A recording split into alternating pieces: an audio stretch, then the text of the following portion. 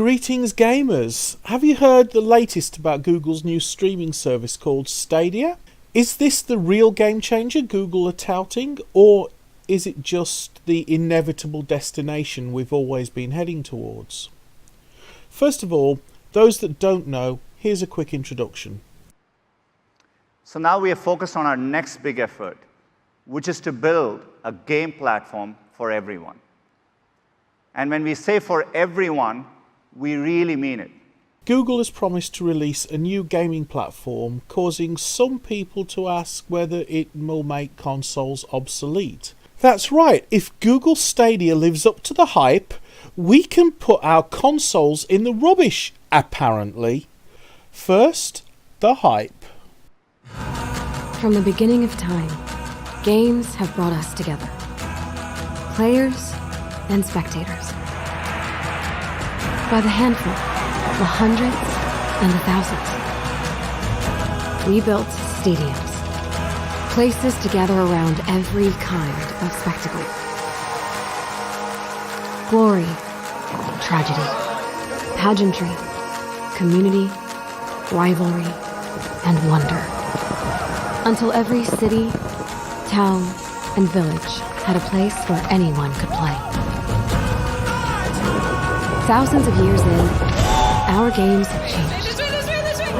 But our need to come together remains. This new era of gaming needs a new place to gather. One place where anything you dream can be built. Playgrounds for every imagination.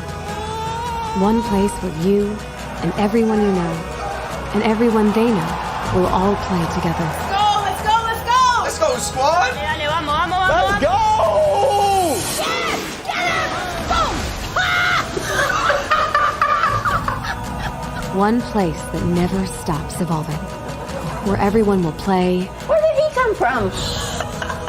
And watch. Yes! High five! Strike! Bam! And create. Woo! Nice! From any screen, at any time. One place for all the ways we play.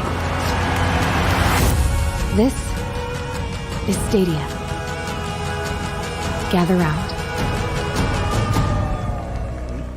But wait, don't throw your Xboxes and PS4s away just yet and hold on to your Switch. Can this Stadia really compete with consoles in terms of graphics and frames per second?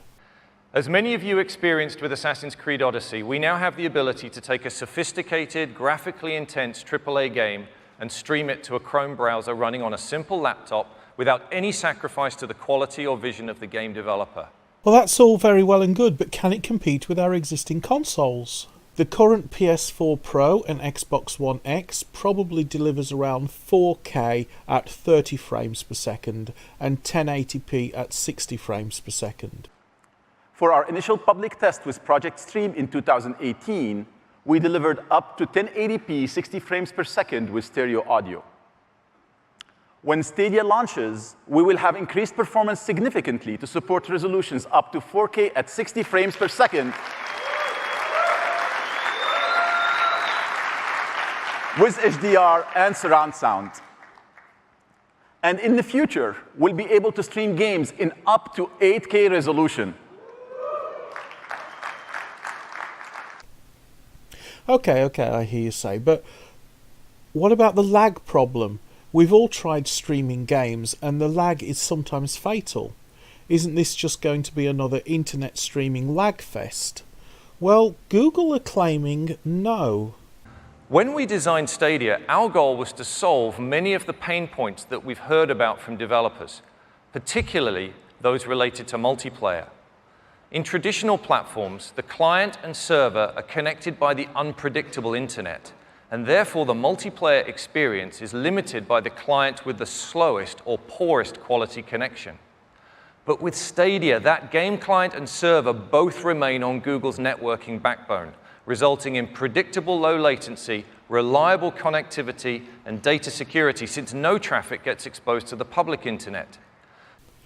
Furthermore, they promise seamless transition from watching a YouTube video to playing the game. Within 5 seconds of seeing a YouTuber or streamer playing the game, you could be playing the exact same game, apparently. Imagine you are watching games on YouTube and you discover the latest Assassin's Creed Odyssey trailer on Ubisoft's official channel on YouTube.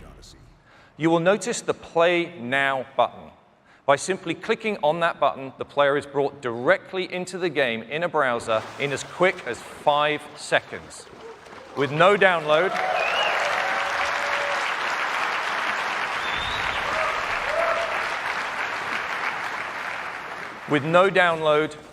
no patch, no update, and no install. Stadia offers instant access to play. Our platform vision for Stadia is to reduce the friction between getting excited about a game and playing a game. Lastly, they're promising a seamless transition from playing on your computer to playing on your phone, tablet, or television. So imagine you've just discovered that game for the first time, you're running it on the Chrome browser, and here it is on a Pixelbook running the Chrome OS. There is basically no hardware acceleration on that laptop whatsoever, and the game is running directly from our data center. It's then easy and instantaneous to move that same game experience from exactly that moment onto the phone, here on a Pixel 3 XL.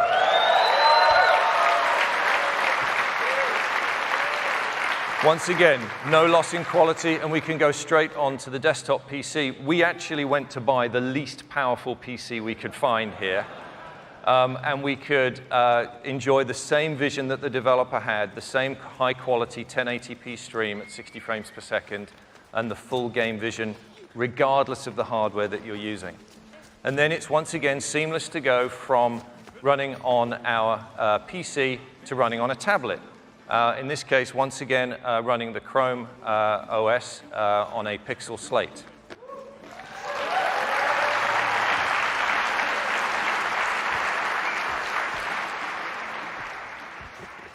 And then finally, we then move seamlessly to the TV. And so this TV is accessed using this, which is a Chromecast Ultra HDMI streamer. There is no console required to reach this experience.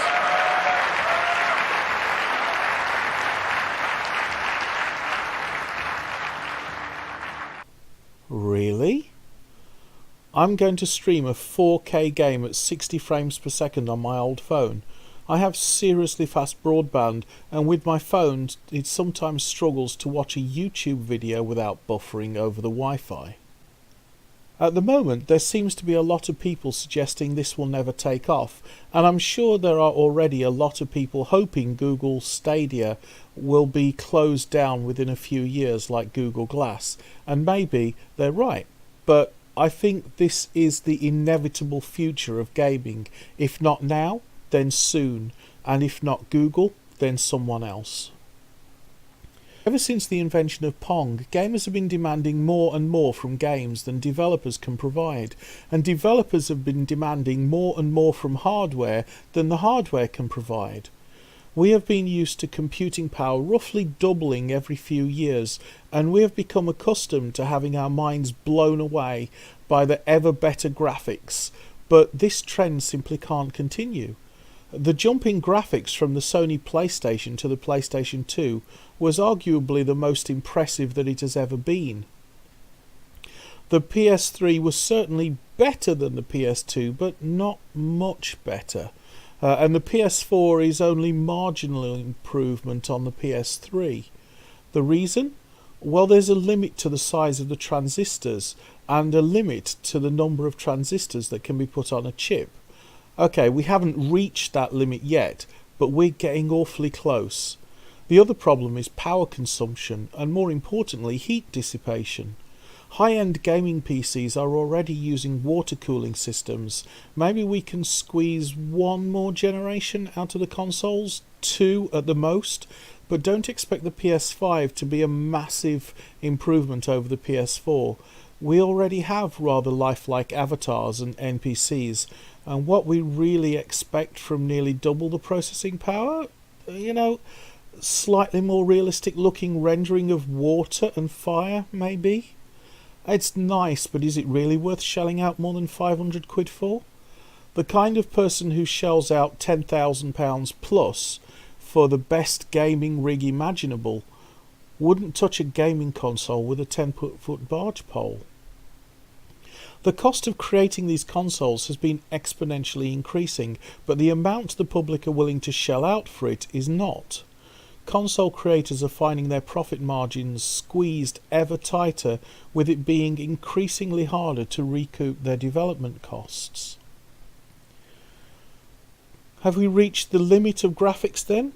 Maybe not quite yet, but I feel we're not far off. I suppose what I as a gamer would ultimately like to see is for the graphics in the actual game to be indistinguishable from the graphics in the cinematic cutscenes.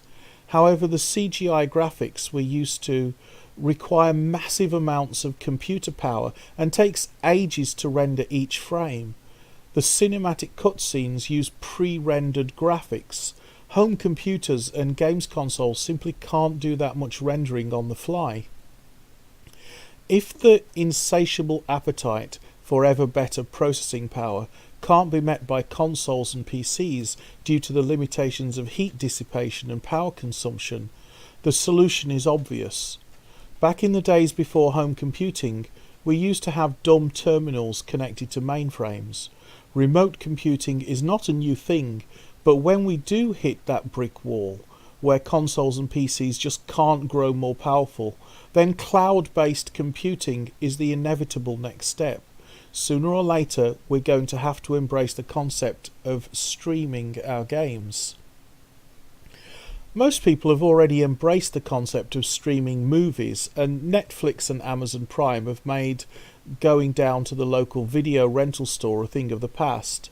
Hang on, let me put my old man cap on and hitch up my trousers to my chest and tell those kids to get off my lawn. I remember the days when there was a Blockbuster on every high street. Now I think the chain is down to the very last high street store. Most of us have a virtual video library, and even these days the games we play aren't on the discs we own. The discs just contain a link and decrypting keys so that the console can download the games, which are already far too big for the DVDs, even the Blu-ray DVDs that come in the box. So in hindsight, we've been heading towards this moment for a very long time now. Whatever the objections people have to cloud-based gaming, it is the inevitable future of gaming. The question is then, why hasn't this been done before? Well, actually it has. Sony have been using a streaming service since just before the PS4 came out. You can already stream your PlayStation games to your PC through PlayStation Now. The problem is this service can be quite laggy at times. Even if it's playable, a lot of players will agree it's suboptimal. Sony themselves admit that some features of the downloaded game just aren't available on the streamed games. Microsoft are almost certainly going to announce that they're going down the exact same route with the new Xbox consoles. Rumour has it they're developing two projects side by side, codenamed Anaconda and Lockhart. Anaconda is the internal Microsoft codename for the standard high-end console with more bells and whistles and processing power to download and play the latest games. And Lockhart is the cheaper streaming-only box, so Google isn't alone in streaming games. I suspect more powerful Xbox will also have the streaming option, so players have a choice between downloading and streaming their games. Eventually, the downloading will be phased out. It's quite possible that the PS5 and the latest Xbox, codenamed Anaconda, whose actual name will probably be announced at E3 2019, will be the last of the physical consoles, and we'll all be streaming our games in the near future. Instead of upgrading our computers or consoles every few years, we'll be upgrading our broadband every few years and buying ever better Wi-Fi hubs from our internet service providers. And that, ladies and gentlemen, is the sticky wicket for companies that are going to be offering game streaming services. Ultimately, their fate lies not in their own abilities, but in the competence of people's internet service providers. Before YouTube, there was Pixelon. Pixelon had the same dream and vision that YouTube had, but Pixelon failed where YouTube succeeded. The Globe had the same vision as Facebook, but Facebook succeeded where the Globe failed because the infrastructure wasn't in place. Have Google come to the game streaming scene too soon, or did they time it just right? Ultimately, this comes down to whether our internet service providers can deliver on Google's promises. What about the idea that gamers want a physical device or a physical box that they can call their own? Well, that was the attitude we had when companies like Steam first started, and that's the attitude we had when companies like Netflix started. The market solution was to have an intermediate stage where they would give you instant access to the film or game you brought and send you a physical copy through the post. Eventually, though, people grew confident with the service and stopped caring about the physical DVDs. That seems to be Microsoft's approach with their Project Anaconda, a physical box that also streams. It may well be expensive, and it may well be better than the cheaper streaming-only box, but it's possible that the improvement might be so slight that people wonder why they shelled out all that money in an attempt to persuade gamers to embrace the inevitable streaming solution. Now, what I find most interesting is the things Google didn't tell us. And to be fair, a lot of other YouTubers have already raised these issues. Google made no mention of how much this will cost or how the developers will monetize their games. If we really are going to be able to seamlessly go from watching a YouTube video or a live stream to playing the game, that would imply that all games on this platform are free to play. If we have to register our details, create an account and authorize a payment plan, that isn't going to result in the seamless see, like, play approach Google are promoting. Now, some journalists and vloggers are speculating that this will be a subscription model based around the Netflix or Amazon Prime model, and maybe that will provide some of the income to the developers, but I think developers will struggle to meet the exponentially rising cost of developing the game. Also, Google's philosophy seems to be making the games available to everyone and increase the number of gamers by taking away barriers between gamers and developers. So I think exorbitant subscription fees will be hard to justify. At least at first, when they're looking to get a lot of people to take up the platform, they're likely going to have to make it free with a view to introducing a premium version later, similar to the strategy employed with YouTube. So if not a subscription service, or if developers who are used to charging £70 for a game find a fraction of a £30 a month subscription too small, what other revenue streams can they employ? Well, traditionally, developers have tried advertising in-game, but we gamers hate seeing pop-up ads in our games, and that approach has tended to put players off playing the games. So I don't see them selling advertising space in-game. Maybe a small revenue can come from product placement, but that won't be enough to justify the exorbitant development costs. This leaves us with the dreaded loot boxes and the free-to-play, pay-to-win model that has been so controversial, but I think a lot of developers by now know better than to use this model. A lot of gamers don't just rage quit and take to social media to express their consternation, but refuse to play any future game that developer brings out. There are still people out there who won't touch the Origin store because it's an EA store. That leaves us with only one way, and that is the model I like to call the Fortnite model, which is also being employed by Apex Legends. These games are immensely successful and get their funding from microtransactions, but the items you pay real money for are only cosmetic and don't provide an actual tactical advantage.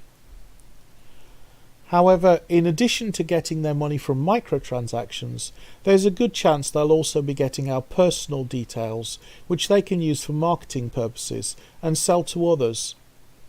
Often, games, even browser-based games that are free to play, require us to sign up and create login details, ostensibly so they know who we are, so they can save our gameplay and we can pick up where we left off, and so they can email our password if we forget it, but we know they're also collecting our personal information for marketing purposes. I wouldn't be at all surprised if Google doesn't sell our personal data for marketing purposes as a further revenue source. That means in the 5 seconds it takes to click on a YouTube Play Now button, the developer of a video game may well know as much about you and your habits as Google does. Yes, we all know about data protection legislation, but my guess is you'll have to check a box or tacitly agree to Google sharing your personal information for marketing purposes with, quote, carefully selected partners. Carefully selected, of course, being a euphemism for whoever's willing to pay for that information. You will probably find your data passing out of the country whose laws you know to other countries who have different data protection laws. Is this something to be frightened of? Probably not so much. That is, after all, what's already happening in the form of targeted advertisements that we're pretty much getting used to already. All it means is you'll be seeing more adverts and receiving more junk mail that is actually relevant to what you want, rather than all the irrelevant stuff we're used to getting. We are already used to limited information about us being passed on to third parties for marketing purposes. That's been happening since forever, but now we'll have even less control and even less knowledge of what information is being shared. How many of us have seen and used the sign in with Google Plus or sign in with Facebook instead of filling in online forms? In online forms, they have fields which are mandatory and fields which are optional. Generally, if you sign in with Facebook or sign in with Google+, you have less control over what information you're passing on. Now, though, you won't have a choice in that 5 seconds from seeing a YouTube video of our favourite streamer playing a game and actually playing the game ourselves. Who knows what personal information has been given to who knows who? Some people will be rightfully concerned over this loss of control over personal data, but hey, most of us put every detail of our lives up on social media anyway and don't give a second thought about it. So, there you have it. The future of gaming is almost certainly streaming free-to-play games funded by microtransactions and the selling of our personal information. Is Google's Stadia a console killer? Maybe, but consoles are already an endangered species and must adapt or perish, and it looks as though they are already evolving into what is essentially a streaming box. Eventually that box will be virtual. Will the streamed games be advertising funded and full of microtransactions? My guess is it's something we won't give too much thought to, as we'll be too busy streaming AAA games to our mobile phones and buying a new skin for our avatar as thoughtlessly as we buy a new pair of jeans. And that about wraps it up for me, Big Fat Hairy Gamer. So, how do you feel about this? Is this a utopian vision of a future that we should gleefully embrace? Or a dystopian future that we should approach with caution and some trepidation? Leave your thoughts in the comments section and don't forget to hit that subscribe button. Tomorrow's Big Fat Freebie Friday will be featuring Warframe, so hit that subscribe button and don't miss out.